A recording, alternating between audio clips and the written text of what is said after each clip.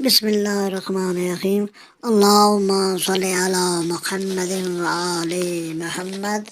آج کا ہمارا سبق ہے مکتوب نمبر 52۔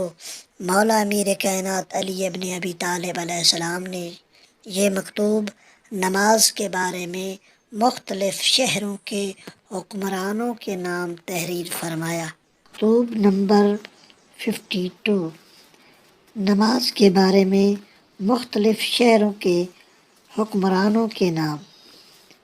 مولا فرماتے ہیں ظہر کی نماز پڑھاؤ اس وقت تک کہ سورج اتنا جھک جائے کہ بکریوں کے باڑے کی دیوار کا سایہ اس کے برابر ہو جائے، اور عصر کی نماز اس وقت تک پڑھا دینا چاہیے کہ سورج ابھی روشن اور زندہ ہو اور دن ابھی اتنا باقی ہو کہ 6 میل کی مسافت طے کی جا سکے۔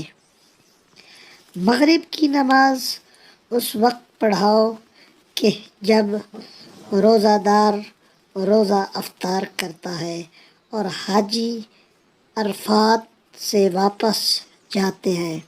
عشاء کی نماز مغرب کی سرخی غائب ہونے سے رات کی 1/3 حصہ تک پڑھا دو، اور صبح کی نماز اس وقت پڑھاؤ جب آدمی اپنے ہمراہ کا چہرہ پہچان لے، یعنی اپنے ہمراہی کا چہرہ پہچان لے، اور نماز اتنی مختصر پڑھاؤ جو ان میں سب سے کمزور آدمی پر بھی باز نہ ہو اور لوگوں کے لیے صبر آزما نہ بن جاؤ۔